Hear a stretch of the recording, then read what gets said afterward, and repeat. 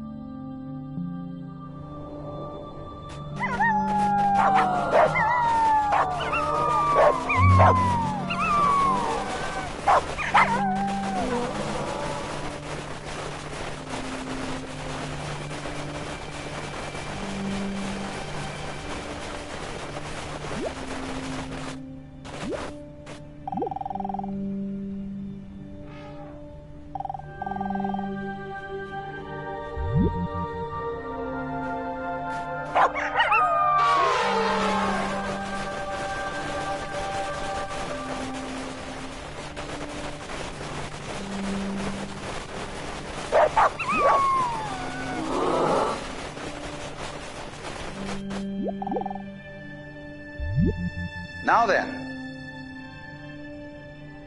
when you want to get control of something that wiggles, it's pretty difficult, isn't it? You try and pick up a fish in your hands, and the fish is wiggly and it slips out. What do you do to get hold of a fish?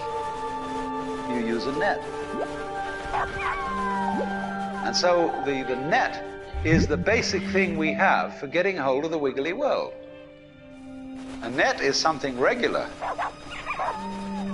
And I can number the holes in a net. So many holes up, so many holes across. And if I can number these holes, I can count exactly where each wiggle is in terms of a hole in that net. But in order to do that, I've got to break up the wiggle into bits. I've got to call this a specific bit, and this the next bit of the wiggle, and this the next bit, and this the next bit of the wiggle. And so these bits are things which I mark out in order to talk about the wiggle, in order to measure it, and therefore in order to control it. But in nature, in fact, in the physical world, the wiggle isn't bitted. So the world doesn't come thing. You and I are all as much continuous with the physical universe as a wave is continuous with the ocean. The ocean waves, and the universe peoples. And as the wave, I wave at you and say, you! The world is waving at me with you. And saying, hi, I'm here.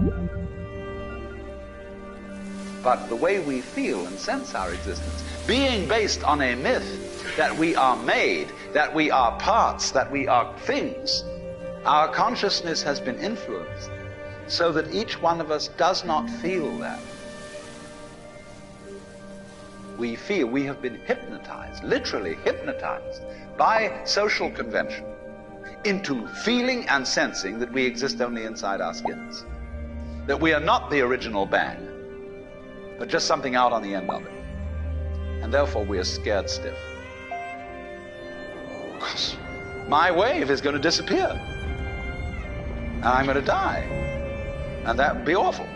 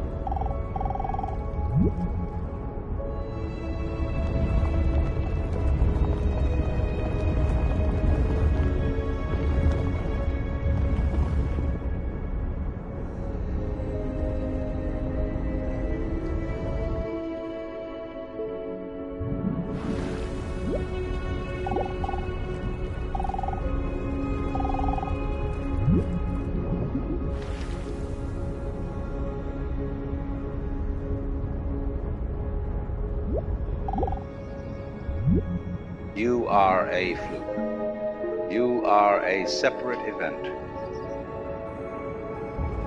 And you run from the maternity ward to the crematorium, and that's it. Now, why does anybody think that way? There's no reason to, because it isn't even scientific. It's just a myth. And it's invented by people who wanted to feel a certain way. They want to play a certain game. Camus said there is only really one serious philosophical question, which is whether or not to commit suicide. Should you or not commit suicide? This is a good question. Why go on? And you only go on if the game is worth the candle. Now, the universe has been going on for an incredible long time. And so, really, a satisfactory theory of the universe has to be one that's worth betting on. That's seems to me, absolutely elementary common sense. If you make a theory of the universe which isn't worth betting on, why bother? Just commit suicide. But if you want to go on playing the game, you've got to have an optimal theory for playing the game.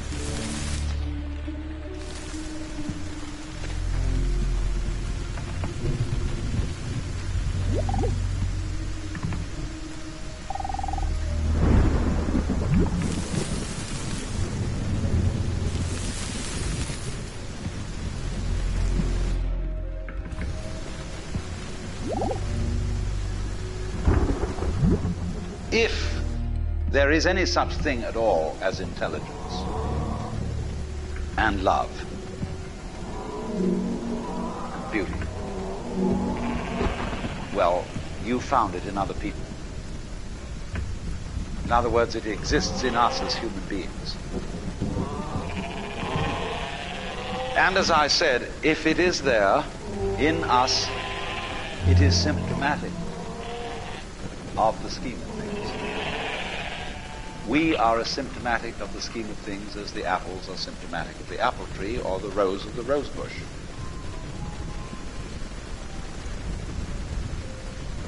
The earth is not a big rock infested with living organisms, any more than your skeleton is bones infested with cells. The earth is geological, yes, but this geological entity grows people. And our existence on the earth is a symptom of the solar system and its balances, as much as the solar system in turn is a symptom of our galaxy. And our galaxy in its turn is a symptom of the whole company of galaxies. Goodness only knows what that's in.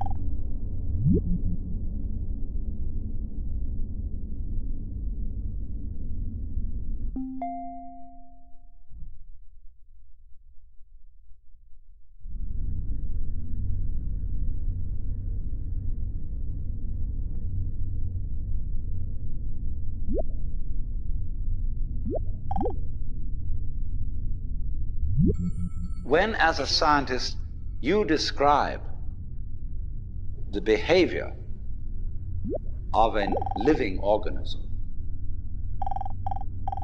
you try to say what a person does. It's the only way in which you can describe what a person is. Describe what they do. Then you find out that in making this description, you cannot confine yourself to what happens inside the skin. In other words, you can't talk about a person walking unless you start describing the floor.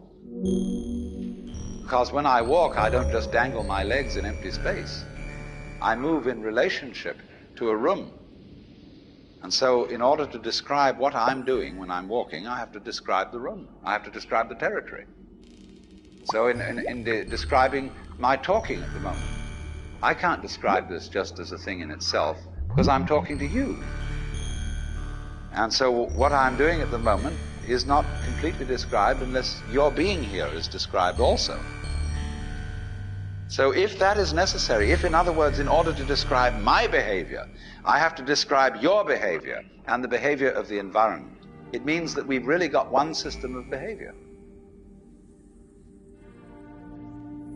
That what I am involves what you are. I don't know who I am unless I know who you are. And you don't know who you are unless you know who I am. In other words, we're not separate. We define each other. We're all backs and fronts to each other. We and our environment, and all of us and each other, are interdependent systems. We know who we are in terms of other people. We all lock together. And this is, again and again, the serious scientific description of how things happen And any good scientist knows that what you call the external world is as much you as your own body.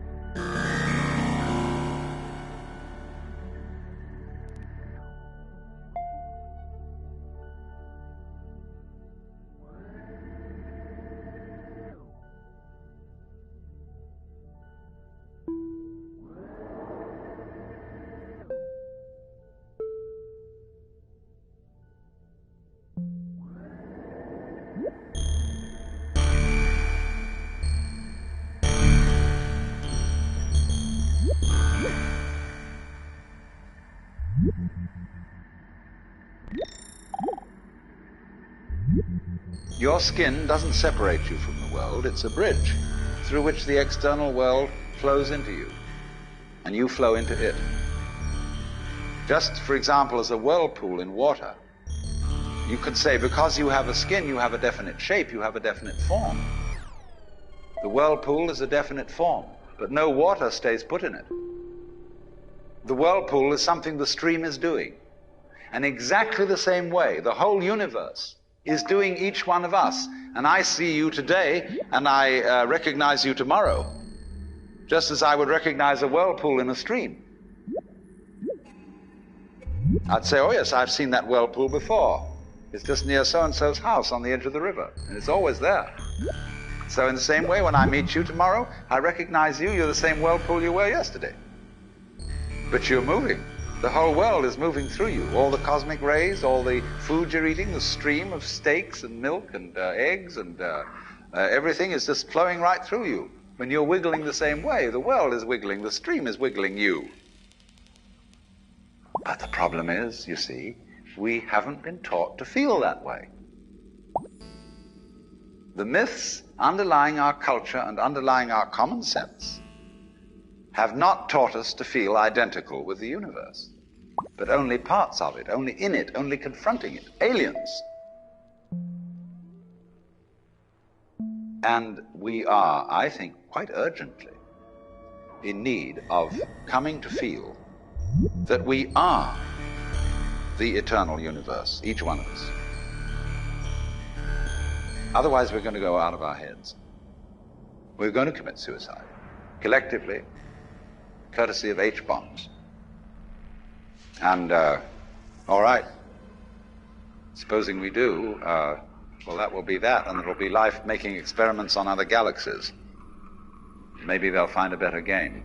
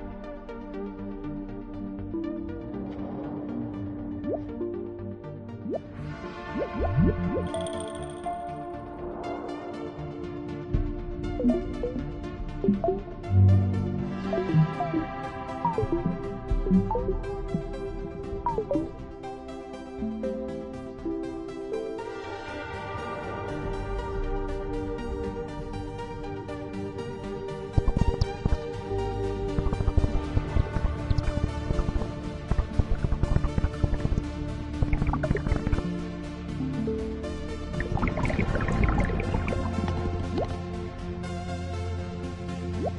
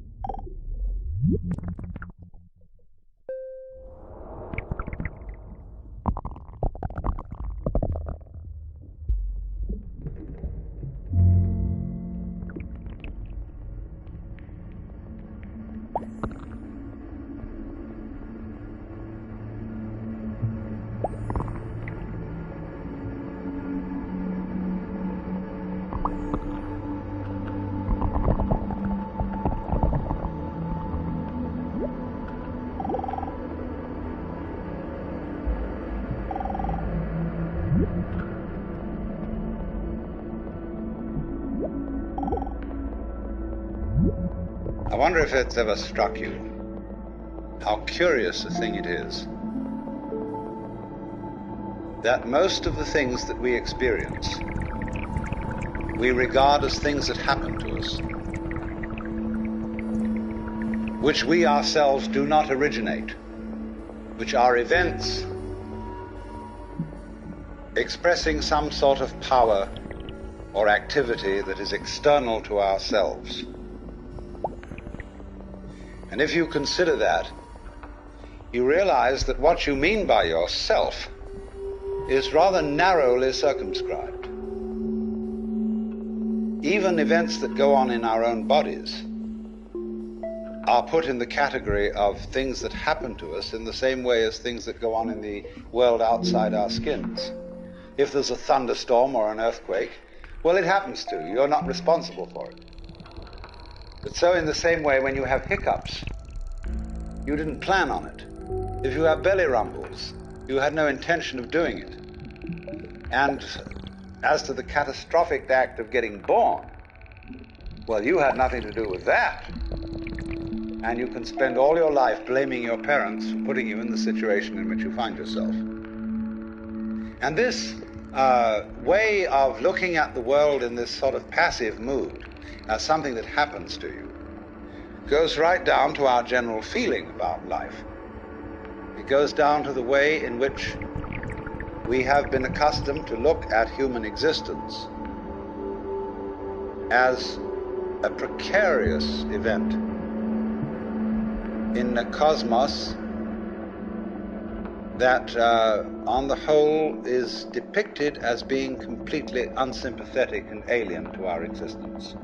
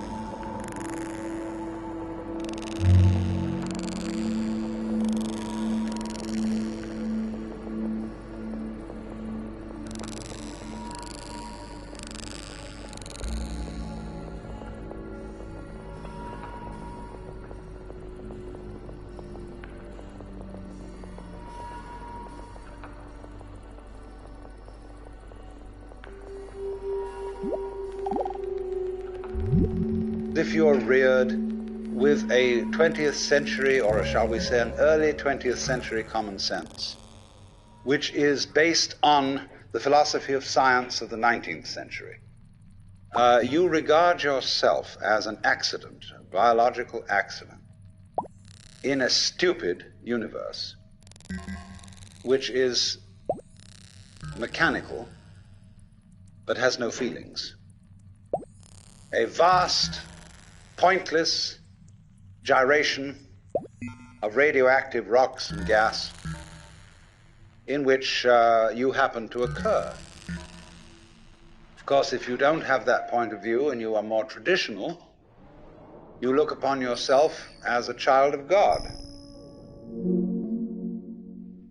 and therefore under authority. In other words, there's a big boss on top of all this.